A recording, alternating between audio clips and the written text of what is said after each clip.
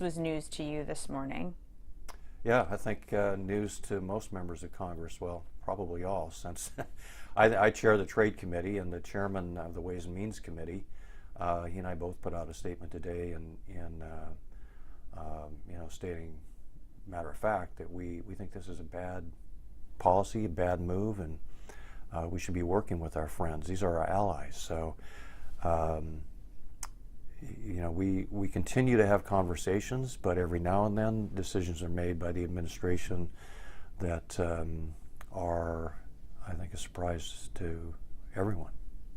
As chairman of the subcommittee on trade, neither you nor Chairman Brady appeared to be consulted on this decision? No, I mean, we are in, frequent communication, but there was no consultation in regard to the announcement.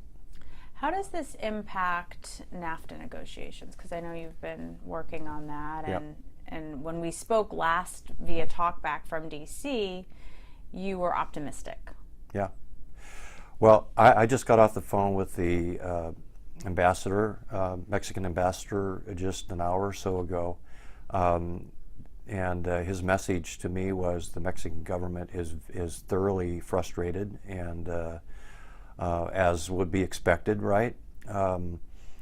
I think from Mexico's point of view, and rightly so, they have from the very beginning been on board, been at the table, been willing to compromise, been willing to negotiate. The Canadians have too, to a certain degree, a little more resistance there and a little different negotiating tactic, I should say.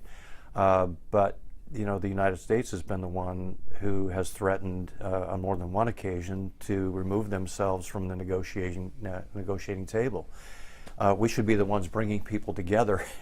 So I think that one can only sort of assume here, I guess, that this is a negotiating tactic in order to bring Canada and Mexico to come to the conclusion that they need to adhere to the demands of the United States in regard to NAFTA. Mm-hmm. And so the pressure that they want to put on Canada and Mexico would bring them to the table to an agreement, which I think is not a good strategy. Yeah. So, I mean, it definitely applies pressure, but do you worry this type of tactic backfires? And already you're telling me that Mexico and Canada have expressed a lot of frustration, and the EU. Yep. They're already threatening retaliatory tariffs. Yep. So does this backfire? Already, yes, yeah. So the retaliatory actions have already been announced by the EU and Mexico and Canada. The language that they're using is in the world of foreign affairs and tactical language, I guess. I would describe the language that they've used in their releases as very strong. And they're not pleased at all, and they're not mincing words as it relates to their displeasure in the way the United States is behaving, and they're slapping on tariffs that could amount to billions and billions of dollars for the United States in exports. We're talking apples, from what I've read, the national reporting about Mexico's threats against apples and cranberries. Those are some of Washington's top exports. Right. Yep. It's going to hit the apple industry here. We have been in communication. I just talked to Ambassador Lighthizer, as I said, a couple of weeks ago, and expressing concerns about the ag community, not just here in Washington State, but across the country, because my responsibility as the trade chairman is nationwide, and just saying that we're going to get retaliated, and we're going to lose market share, and we're going to have fruits and vegetables and whatever agricultural product that we have rot, and lots of farmers will lose money, may lose their farms, may lose their homes. I mean, this could be a dramatic impact across the country if they continue down this path. And the ambassador listened, but as you saw today, they went ahead and moved forward with these tariffs. And what bothers me is that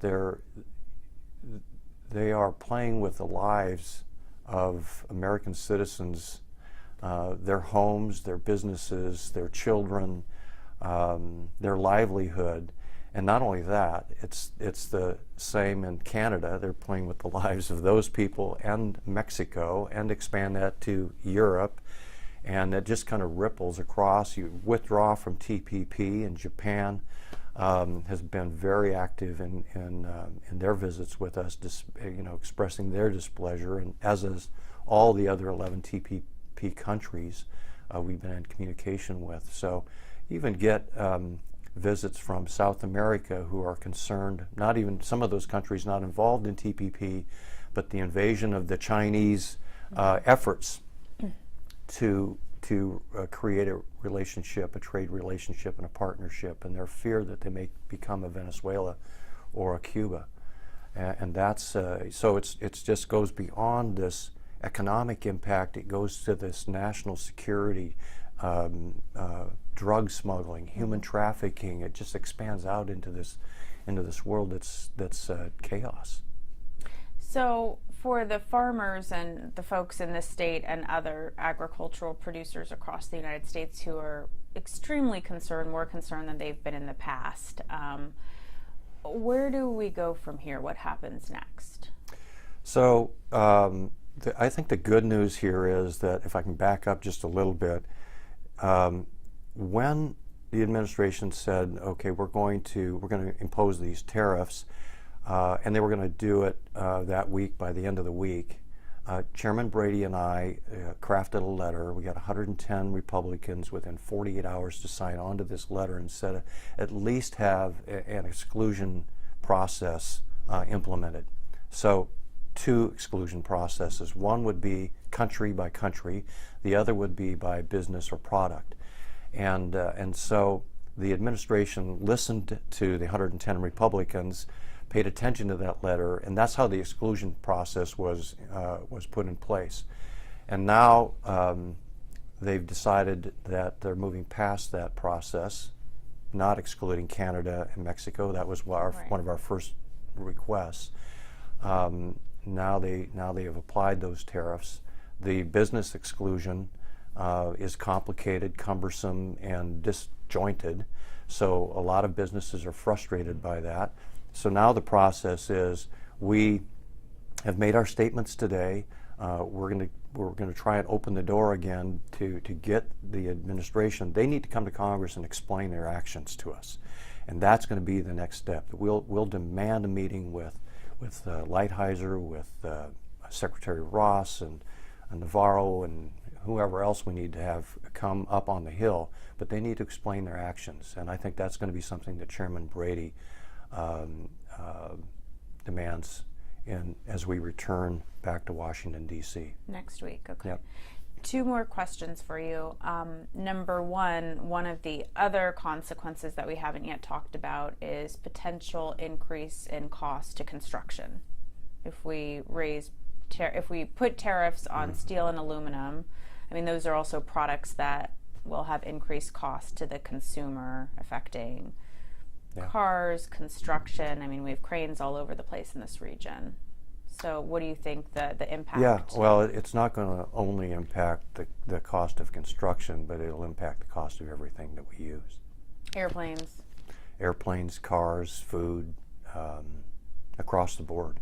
Prices will increase. So, I mean, Washington State is truly one of the biggest places affected by geographical proximity to the places we're talking about, being one of the more most trade-dependent states, and then also our industries here. Yep. 40% of our jobs here in Washington State are directly connected to trade.